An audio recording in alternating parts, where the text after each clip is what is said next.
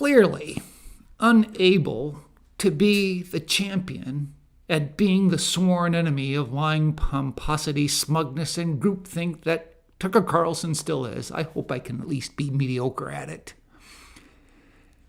We have an institution here in Chautauqua County called Chautauqua Institution.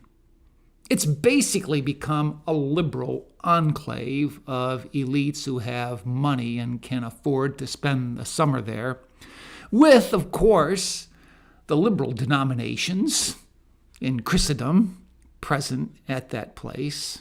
They talk about all kinds of subjects. But there's one group called Advocates for Balance at Chautauqua that try to get some balance, different point of views than the one prevailing view at Chautauqua Institution. One of the speakers they had was Gordon Chang. You heard him? He is well-versed on culture and politics in China. I've heard him like 5 minutes at a time, such as the Fox Business News, and he's been on other channels as well. But he came to Chautauqua. He spoke to a packed audience. It was great. Here's one of the things he said. Change is coming that hasn't occurred in 100 years, and you and I are going to change it. That was Xi saying that to Putin, which tells you there's a tandem there that wants to make change in ways that hasn't been seen in a long time. I didn't know this, but Chang also said that since 2022, China believes that the moon and Mars should be Chinese territory. They're hungry for territory already here in the world. He said something else, that America's policy of strategic ambiguity may need to be rethought. I heard Robert Kennedy Jr. on Hannity the other night talk about strategic ambiguity. Don't let them know what you're up to regarding your foreign policy. But he says maybe that needs to change. Maybe we need to be more forthright in where we're going to stand and what territory we're going to defend. I don't know, but he was a very interesting fellow. Afterwards, after his speech was done, I had a question. Actually, two. The first one was the Uyghur people in China. It makes me think of what took place in the last century regarding those camps we heard about in Nazi Germany. And he said, yes, there's genocide in China. And the Uyghurs are the subjects to it. I also asked him this question, given how Peter Schweitzer has written about the compromised financial practices of the Biden administration and the corruption that it's yielded, does not this hamstring us politically in dealing with strength regarding China?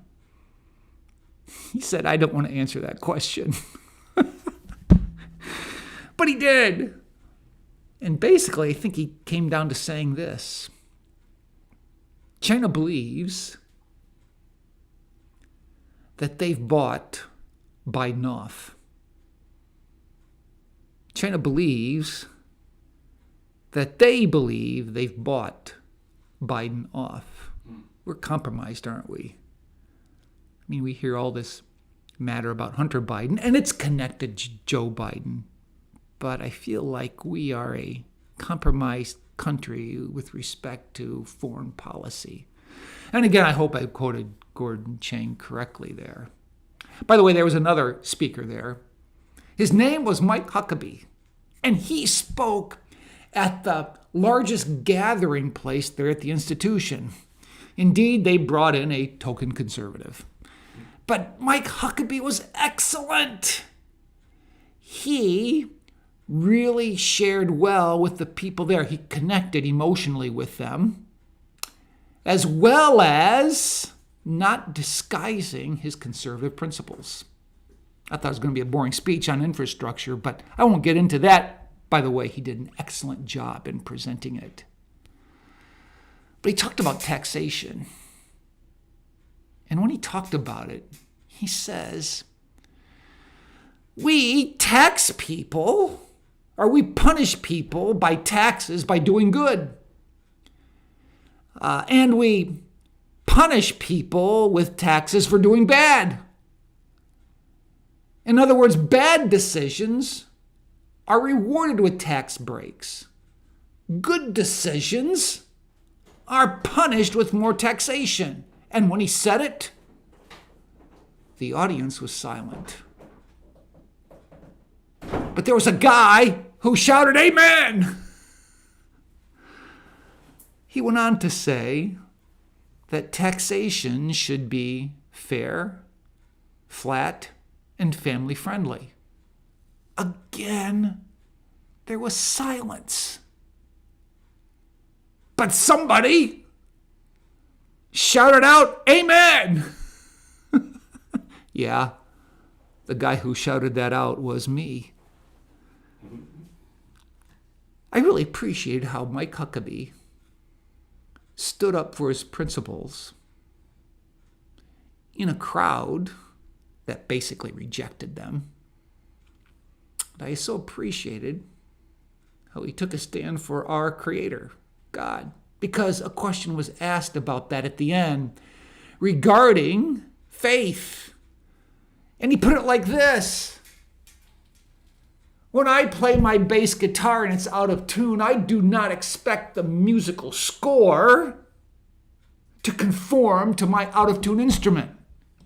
I've got to tune my instrument to the way in which the music is scored, and that's the way it is with standards. There are standards above me, outside of me, and I have to abide by those standards. Those standards have been given by the Creator. We got to tune our hearts, tune our lives to the Creator who made them.